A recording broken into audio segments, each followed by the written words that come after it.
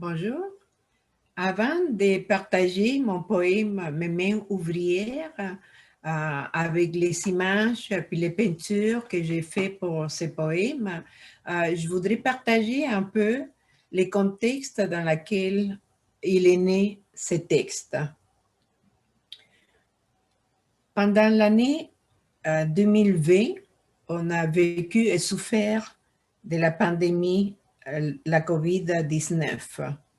Alors, je fais partie à ce moment-là des deux groupes, des ruches d'art et des mouvements, puis en contact avec des thérapeutes et des femmes isolées comme moi, j'ai saisi chaque moment pour manifester mon affection aux êtres qui me sont chers. J'ai confectionné des petits cadeaux à la main, j'ai dessiné des cartes, des souhaits, j'ai écrit des poèmes, et j'ai fait quelques peintures, tout en imaginant de quelle façon je pouvais contribuer à leur faire rire et à être content malgré la peur et la distanciation physique. Le contexte de santé précaire de mon beau-frère, un travailleur social et poète, Gilles Vigée-L'Africain, et sa mort le 25 septembre 2020, a créé l'opportunité de nous rencontrer après. Nous étions en novembre 25 membres de ma famille et amis. Alors, j'ai rassemblé quelques petits travaux et je les ai distribués à ma communauté familiale pendant la cérémonie spirituelle d'adieu. Plusieurs personnes ont lu leur message de condoléances. J'ai lu de mon côté mon texte, ton collier de poèmes, mes larmes pour ton départ. Les petites filles de Célia distribuaient les roses que j'avais apportées pour tout le monde.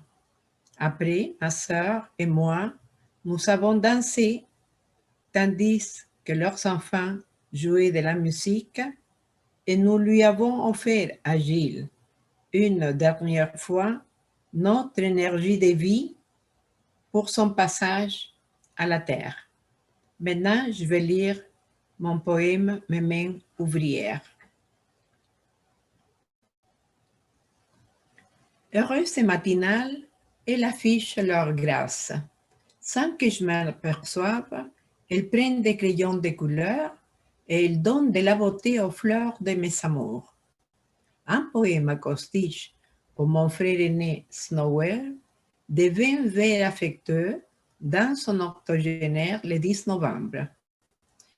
Et une carte de vœux pour Moussouk, un neveu bien-aimé, me souvenant de son enfance à Lima, dans la famille Rojas Benavente. Ils ont besoin de ciseaux.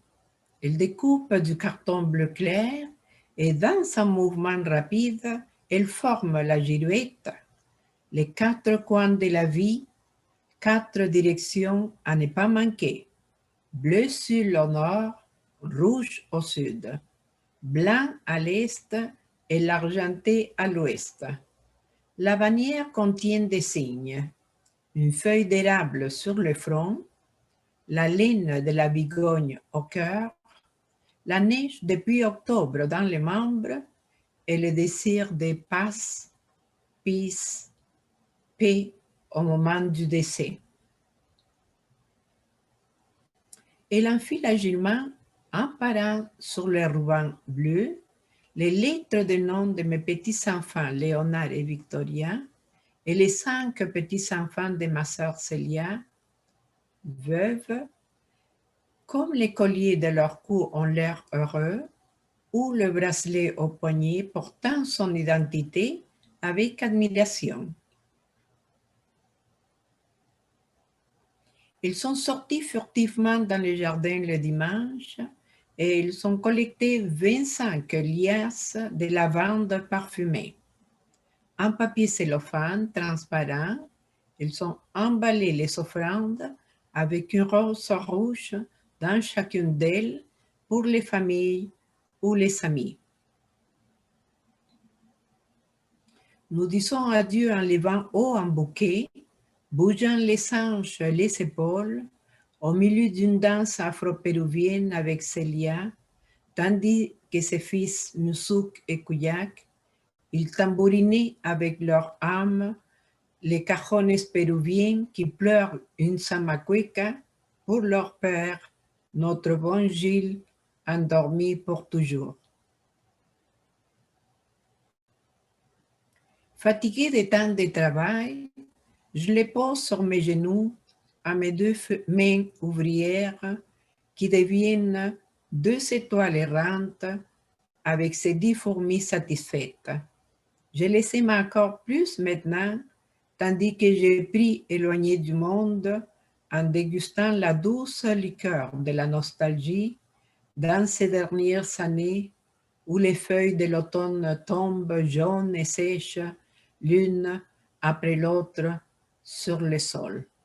Maintenant, vous allez voir la vidéo qui a été filmée le mois de novembre par Catherine.